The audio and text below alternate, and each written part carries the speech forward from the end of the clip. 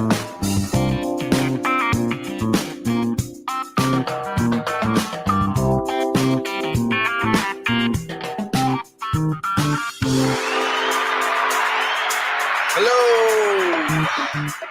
David McGard. This is Property Value. I talk about commercial real estate focused on South Florida. Today is April 26th, and our first headline goes something like this. Restaurants push Senate for more COVID-19 relief funding. I thought COVID was gone. Hell, I'm in Florida. It's been gone for about a year and a half. Maybe we still have cases here, but symptoms are low. But restaurateurs are still looking for some cash. So, and they deserve it. They had to be shut down. They didn't want to be shut down. But let's see what's going on. As the Senate ponders new COVID-19, and this is on the South Florida Business Journal, written by Andy Medici. As the Senate ponders new COVID-19 relief funding for restaurants and other hard-hit industries, a restaurant trade group released a survey that calls attention to the plight of restaurant owners who missed out on prior funding programs. The survey found nearly 1/4 of restaurants that did not receive a grant through the Restaurant Revitalization Fund in 2021 are in danger of closing their business within 3 months. That works out to about 24% of restaurants that did not receive an RRF grant, compared to just 13% of those restaurants that did, according to a survey of nearly 1,000 business owners by the Independent Restaurant Coalition as part of an effort to underscore the need for additional rescue grants. Meanwhile, about 48% of restaurants that did not receive an RF grant said they're in danger of defaulting on a loan, more than twice the 22% of the businesses that received the RF grant. About 4% of the restaurants that didn't get a grant said they are in danger of filing bankruptcy, compared to 25% of those restaurants that did get a grant. After 2 years of missed rent, supplier and utility payments, and navigating astronomical food costs and multiple COVID-19 surges that brought businesses to a halt, independent restaurants and bars are out of time. Options and money, said Erica Palmar, executive director of the Independent Restaurant Coalition, in a press release announcing the findings. There's only one solution to the crisis: provide these businesses the financial support they need before it's too late. Sure, just give them free money. Well, money's not free. The survey also found 28% of restaurants that did not get an RF grant are in danger of being evicted, compared to 20% for those that did get a grant. So there's only an 8% delta. 91% of owners said a grant would allow them to absorb rising food costs without significantly raising menu prices. 51% said a grant would allow them to expand outdoor dining options, while 44% said a grant would help them expand their menu. Expand outside dining options, expand their menu. That doesn't seem like that just seems like, oh, I want to make my business better, so give me some free money. Now, I could see if the restaurant is actually going to go in bankruptcy, that's a different thing. But to expand their menu or expand their outdoor, I mean, I'd like to expand my patio in my townhouse. That'd be nice too. Please give me some money. 77% of restaurants reported a grant would allow them to pay their rent. That's a different story. But if you can't pay your rent today, I would have to see a pro forma on the numbers. How are you supposed to pay your rent next month or a month after that? Or when that money runs out, how are you paying your rent? How are you obtaining customers? What is your cost of customer? The survey is a part of an effort to encourage the Senate to pass additional small business rescue legislation, and comes nearly a year after the initial RFF was depleted. The $28.6 billion RF was created in March 2021, but the Small Business Administration closed it on June 30th once funding was exhausted. At that time, the SBA said more than 278,000 applications were submitted to the program, but the agency was only able to find approximately 101,000 of them. A standalone bill in the Senate also has an additional $42 billion earmarked for the RFF and another $2 billion earmarked for gyms, $2 billion for live events, industries, smaller amounts for minor league sports teams and businesses situated along the borders with Canada and Mexico, among other programs. The House already has passed H.R. 3807, or the Relief for Restaurants and Other Hard-Hit Small Businesses Act of 2022, which would provide about $42 billion to provide fresh funding for the RROF, an additional $13 billion to create an industry-neutral relief program for small businesses that saw precipitous drops in the revenue because of COVID-19. If the legislation passes both houses, the two chambers would either need to agree on compromise legislation, or one chamber would have to pass the other's bill in order to send it to the President Biden for his signature. However, a number of obstacles remain before the legislation could become law. The fresh funding effort comes as lawmakers tussle over the future of the SBA. Senator Ben Cardin, DMD, chairman of the Senate Small Business and Entrepreneurship Committee, said in a March speech on Senate floor that Congress should take the lessons it learned from COVID-19 rescue programs and create a new direct lending program at the SBA.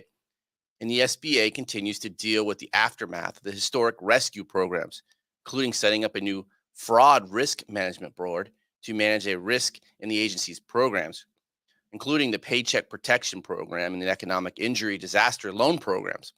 In a congressional hearing in January, the SBA Inspector General stressed the agency COVID-19 relief programs had a high susceptibility to fraud after the agencies relaxed some requirements for those programs in 2020. Meanwhile, experts say the PPP forgiveness process will continue into early 2023, and the appeals come ensure that the SBA is still deciding on individual PPP cases for years to come.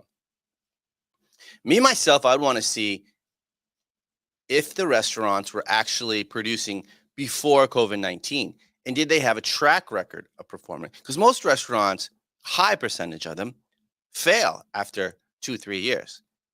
So are we just pushing money into something that's going to sink anyways? Or are we actually helping a really great business that had been there for years and can show the historical trend that the business is doing better? Who's to say?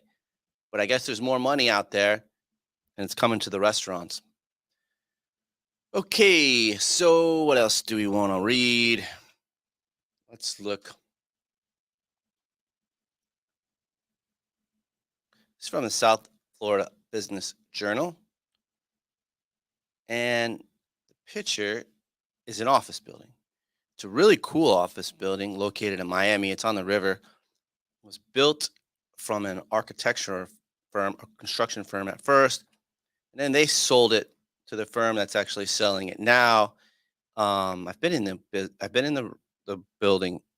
Very cool, and it looks like a nightclub when you're in the building. So this makes sense. Firm of the nightclub owner Jones buys Miami office building for $20 million. Now, this is by Brian Bando, South Florida Business Journal.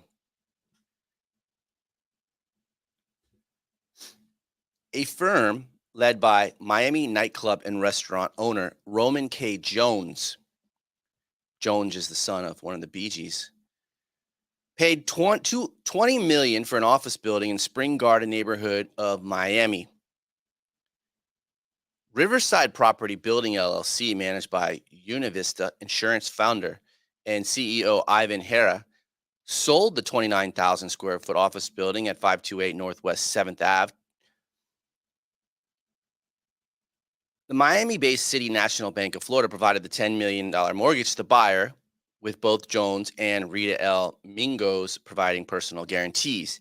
The deal has also included $4.5 million in seller financing.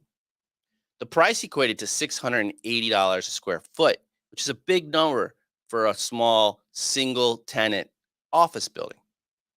The 4-story building had last traded for $10 million in 2017. So they bought it for $10 million in 2017. 5 years later, it doubles in price. So it's more than doubled in value amid the strong demand for office space in Miami as more companies move to the city. It was built on the 18,000 square foot site just north of the Miami River in 2016. Univista Insurance previously had its headquarters there, but it's moving its headquarters into a larger office in Miami that it purchased in late 2021. Jones is the head of the Miami-based Opium Group, which includes Mokai, Kiki on the River, Baby James, and more. They also used to be the head of the big club called Mansion. It's on South Beach. For many, many years, this was the place where everyone would go. David Grubman got his start there. Now is the big, you know, restaurateur, hospitality magnet of Miami. So, what are they going to build there? I mean, not what are they going to build there? There's already an office, really cool office building built there. What is it really going to be? Do you think that they're going to turn this into a nightclub? I think they are. We're going to have to wait and see. All right. So, from restaurants to nightclubs, let's read something boring, but it caught my eye. It's from the Real Deal, South Florida Real Estate News. Says condo insurers exit market and hike rates after lawmakers fail to pass safety reform. Premiums have jumped 100% in some cases. So it reads like insurers have become increasingly adverse to insuring policies for aging condominiums in Florida, allowing the state legislators' failure to pass safety reforms despite the deadly Surfside collapse last year heard around the globe. Insurers are either retreating from the high risk market or jacking up rates, leaving associations in a bind, the Miami Herald reported. The issue has experts worried that the older buildings with problems will become uninsurable altogether. Associations on the market to renew policies are faced with average premium increases of 30 to 50%, in some cases 100% or more, said Mark Friedlander, communications director for nonprofit Insurance Information Institute. Associations now have to layer policies or turn to the lesser regulated surplus market, which is for associations that can't get traditional underwriting. Rupert Munchik, an insurance broker who sits on the Miami Condo Board, said the insurance marketplace is horrible. Insurance companies are picking and choosing what buildings they want to insure. Companies might not want to write on the ocean anymore, Munchik told the Herald. Rising premiums and insurers exiting the market had long been an issue in Florida, but it became worse following the partial collapse of the Chaplin Tower south in June that killed 98 people and has become a major problem after state lawmakers did not approve tighter safety standards in their session that ended in March. Florida Bar Surfside Task Force convened to come up with safety recommendations advised for the policy changes on four fronts: for inspection and maintenance regulation, as well as for more transparency and mandatory condo financial reserves. The Florida legislature agreed to the principle, except on the proposal for associations to beef up reserves within a time period. But ultimately, lawmakers did not adopt the bill. The failure to pass that legislation sends a message of uncertainty, indecision, Bill Scarlar, an adjunct professor at the University of Miami School of Law and chair of the task force, told the Herald. That's what the marketplace doesn't like. In Florida, there are more than 1.5 million condo units, which over 92,000 of them older than 30 years. According to state data Scarlar collected for the task force, more than 60% are in parts of the state that have no maintenance or inspection standards. On top of a tougher insurance market, owners and buyers are also dealing with tighter lending standards imposed following the collapse, as Fannie Mae and Freddie Mac now require information on building structural safety. Some associations have declined to answer questions which inquire whether a regulating or inspection agency had asked for repairs because of unsafe conditions. The Real Deal reported in April this is unpending deals and having a particular impact on first-time homebuyers who already could not afford escalating single-family house prices and record rental rates in South Florida, prompting them to turn to condos. Ultimately, the more stringent insurance and financing marketplace will trickle down to more headaches for owners of aging condos. Unit owners are going to be caught between a rock and a hard place when inspections show that the substantial work needs to be done.